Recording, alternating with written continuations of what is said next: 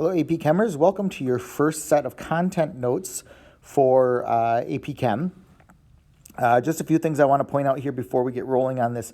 One, please do note you're welcome to take your own Cornell notes for this particular set of notes or any other notes, but also do know that I will always be providing you with a pre-filled set of Cornell notes that you can just use and listen to the lecture and work that way. My expectation is that if you do use the printed notes, that you do supplement them with the presentation and with the book in some way. It doesn't need to be very much at all. It can be hardly anything at all. But again, that you're not just rolling through and not writing anything additional down, and you'll figure out places where to do that. Reminder again that these are your notes, so I will not be grading the quality of your notes. I give you expectations, and I just hope that you'll go ahead and follow those along. The other thing you'll want to know is, especially in these early units, you're going to find along the way that there are things that are in the textbook that go way more depth or add way more equations or things like that than what we actually will end up testing on. If you are going to defer to one or the other, defer to these presentations in terms of what needs to be emphasized and what will be tested. All right. Let me know if you have any questions, but let's go on. So today, our very first lecture is going to be about matter and mixtures. It should say mixtures here and not measurement. Let me get rid of that. Matter and mixtures, that would be my suggested title for this set of notes. All right, so nearly everything in this little section is stuff that you have learned in middle school physical science. You probably learned reviewed a little bit of it in earth science. You probably just know some of it because you're all brilliant people. So I won't be spending a ton of time going through this. So first thing here is just a definition of chemistry. In the science of chemistry, chemistry describes matter, its properties, and behavior. So in other words, what is matter like and how does matter change? And so if we're talking about matter, we want to be clear about what we mean by that. Matter is something that we can define as anything that has mass and takes up space. I like to also oftentimes think of it as anything that is made of tiny particles. Okay. Now, for some of you who are physics-centric in this group, you'll know that that definition probably has some limitations when we get down to things that are really small. However, for the purposes of what we need to think about, we can think of matter as being anything that is made of tiny particles. When we think about matter, we can break it down. We can break it down into smallest units, which we refer to as atoms. Obviously, there are things that are subatomic particles that are smaller than that, but atoms are the building blocks of matter. Every element out there is made of the same kind of atom, and compounds are made of two or more different kinds of atoms stuck together. So up here we've got some atoms: hydrogen, oxygen, carbon. We have an element here, oxygen, where the element is made of the same kind of atom. And then we got a whole bunch of compounds here, where we've got substances that are made of more than one kind of atom. One way that we describe matter is by talking about the states of matter. And when we talk about states of matter, we usually are referring to the three main ones: water vapor or gas, liquid, and solid. And really the difference here being primarily the distance between the particles being the defining feature of the different states of matter. In addition to these main three, when we talk about extreme physical and chemical situations, we do have the high end, which is plasma, and the bottom end, which are Bose-Einstein condensates. These very rarely come into play in the chemistry that we'll be studying. So again, we're going to be focusing just on water vapor, or gas, liquid, and solid. Another way to describe matter is by classifying it into different groups based on the arrangements and locations of different particles. So when we do this, the very first question we would ask is the matter uniform throughout? So this is at a human level. If I look at it, does it look the same throughout? If not, we refer to it as a heterogeneous mixture. Hetero meaning different. Okay, so it is not the same throughout, it is different throughout. It's a heterogeneous mixture. If it is the same, we refer to it as a homogeneous substance. Okay? And homogeneous substances can be further broken down into lots of other types. Okay? So if something is homogeneous matter, we ask, does it have a variable composition? In other words, is it made of just one type of substance, or is it more than one type of substance? If yes, if it has made of more than one type of substance, then we refer to it as a homogeneous mixture. Homogeneous mixtures are also oftentimes known as solutions. If it does not have a variable composition, in other words, it's made of all the same kind of particle, we refer to those as pure substances. Pure substances, just like other matter, can be broken down into two different subgroups based on this question. Can it be separated into simpler substances? If it can't, we refer to that as an element. If it can, we refer to it as a compound. I always like to set this up just a little bit different. If we talk about substances, substances are one kind of particle. Mixtures are more than one kind of particle. Okay? And then when we get down here to elements, elements are made of one kind of atom, whereas compounds are more than one kind. Okay? So a compound is one kind of particle made of more than one kind of atom. An element is one kind of particle made of one kind of atom. So one way of thinking about classification of matter is to think about what these things would look like at a particle level, which we looked at sort of at the beginning. So again, here's your left side. For each image, classify the representation as an element, compound, homogeneous mixture, or heterogeneous mixture. Stop the video, go ahead, and when you're done, come back to this spot and we'll check your answers. All right, so let's go through these. So in this first one here, we have situation where we have every single particle that's in here is the same. So we've got same kinds of particles, which means this is a pure substance, but each particle is made of two different kinds of atoms. So that would mean that this represents a compound. Okay.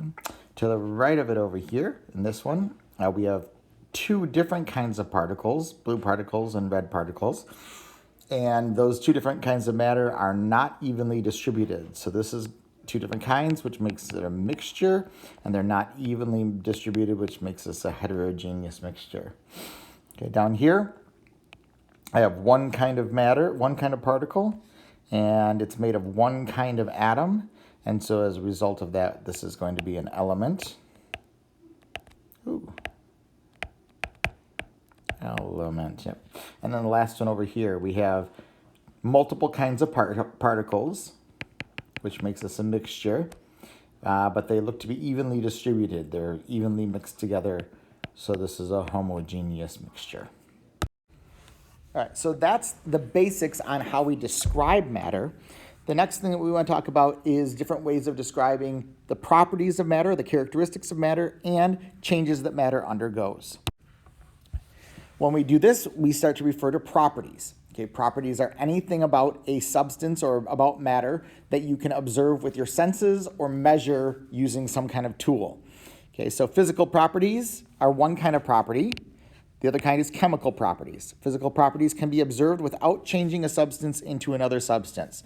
So things like boiling point, density, mass, volume. I can tell all of those things about a substance without it changing into something else.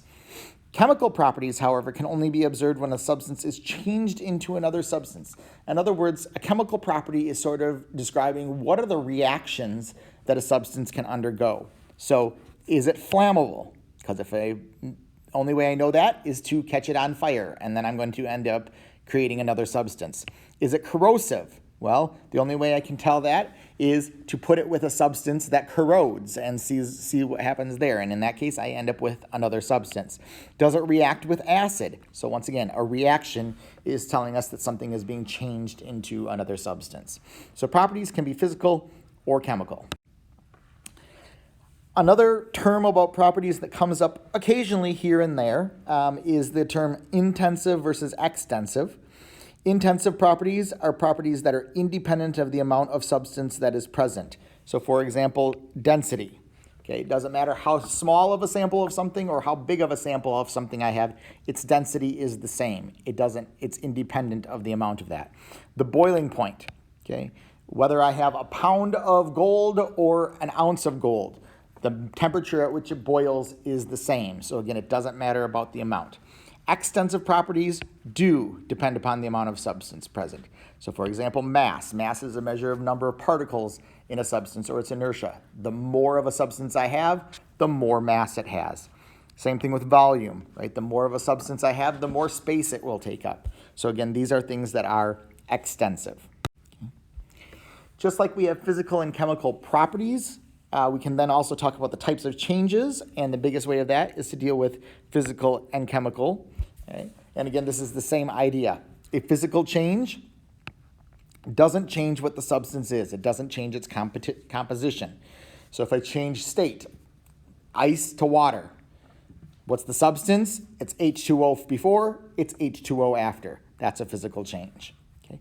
Chemical changes result in new substances. So for example, combustion.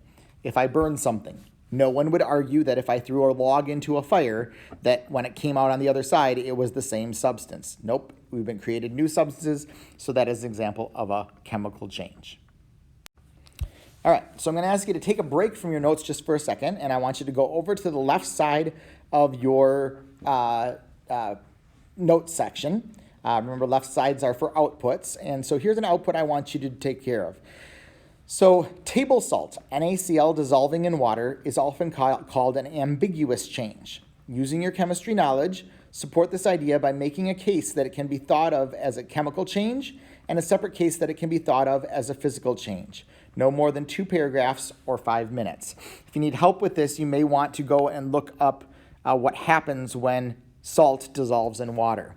Most of you who were with us last year in honors chem, or if you did some work over the summer, you probably already have a good idea with this. Okay, so why would table salt dissolving in water be an ambiguous change? How could we think of it as a chemical change? How could we think of it as just a physical change? Okay. When you're done with this, I'd love you to just share your response with somebody else. Then come back here and we'll talk about it real quick.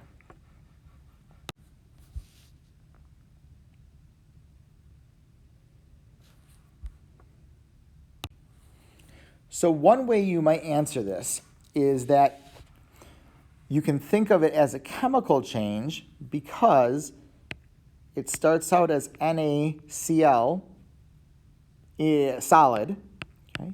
And when you put it into water, these are ions, and so those ions are going to split up into Na plus Cl minus ions. Well, you could argue, well, now I've got sodium ions and chlorine ions rather than a sodium chloride crystal, so they're actually back into their elemental forms, and so therefore we have created a chemical change because we have new substances. However, you can also think of it as a physical change because the only reason why these things are apart is because of the presence of the water. If I take the water away, these will come right back together and we'll get the salt again. So in that sense, we really haven't changed the composition of the sodium chloride. It's still there as it was before. It just now is in separate ion form. All right, which brings us to our terms chemical reactions. So chemical reactions are the exact same as chemical change. Okay? In the course of a chemical reaction, the reactant substances are converted into new substances. We create something new. We start with hydrogen, we start with oxygen. When we burn them or add heat to them, we can get them to turn into water. We've created a new particle from these old particles. All right, so most of our conversation has been about pure substances, has been about compounds and things combining to form new substances, etc. But what happens if we have a mixture? What happens if you have a substance or some matter that is made of multiple substances that are just mixed together, either evenly, like in a homogeneous mixture or a solution, or not evenly, where you can see the different parts, so you can tell the different parts, like in a heterogeneous mixture? Well, one thing that we often want to do in chemistry is be able to isolate our substances, and one way to do that is by separating mixtures. So we're going to go through a few of the different possible techniques of how to separate mixtures and what property, chemical property or physical property, that separation is based on. The first method is filtration. Okay? In filtration, solid substances are separated from liquids and solutions. And so for this particular one, what we use is we typically use a filter paper that we fold up. And then we go ahead and we pour a substance into it. And what happens is the solid particles stay up on the top. Liquid particles or dissolved particles go through. Okay? And so basically what this is separating is it's separating based on particle size. Okay? Bigger particles get stuck, smaller particles go through. And how tightly knit your filter is determines which particle sizes will get through and which ones will not. A second method is called distillation. Okay, distillation uses difference in the boiling substances to separate a solution into its components. Okay, so over here, perhaps we have salt water. Okay, and if we go ahead and we start heating that salt water up, eventually we'll get to the boiling point of the water, not the salt, but the water. And so what happens then is that water will turn into a gas. And when it turns into a gas, it starts coming up here and coming down into this device called a condenser. That condenser has a tube down the middle of it, and then another tube around that tube in the middle where cold water comes in and out, fills up this tube to cool the gas that's inside the inner tube. When it does that, it takes that gas and turns it back into a liquid, and it gets stuck in the receiving flask over here. After time, all of that water will boil away, and we'll be left with just the salt over here. This can also be used to separate two liquids with different boiling points. If those boiling points are very distinct from one another, you can boil away the first substance and then boil away the second substance. That is actually the method that's used in oil refinery, where different substances coming out of the oil refinery boil away at different temperatures and different pressures. So kerosene might come off at one temperature and pressure, gasoline at a different one. It's also the method used in hard alcohol production. Okay, in a hard alcohol production, what you end up with is you end up with an alcoholic mix that is composed, that is basically as high of an alcohol content as you can get without killing the microbes that cause the fermentation in there. And then what you can do is you can boil away the alcohol at a different temperature than everything else, and then you concentrate the alcohol over here, which is how we get hard alcohol. A third method that I want you to be aware of for right now is called chromatography. Okay? Chromatography separates substances on the basis of differences in the solubility in a solvent. Or in other words, how well substances stick to other substances. So this is actually very similar to a lab we'll do later on this year, but this is a black dot on a piece of chromatography paper, and there's water coming up through it. And as the water hits that dot, it starts to dissolve the components of the black ink. And as it does that, you'll see that some of them dissolve better than others. The ones that dissolve well go up towards the top. The ones that don't dissolve as well stay towards the bottom as the water goes up the paper. Okay? So this technique separates substances on the basis of different solubility in a solvent. Another way of thinking about this is the blue dye is far more attractive to the water than the purple dye is. So it moves along with the water, whereas the purple dye does not. All right, that's it for this set of notes. Please make sure that when you're done with this, you complete the remaining tasks, which would be including summary and questions after a little while, and then going ahead and doing the problem set associated with this. Have a great day.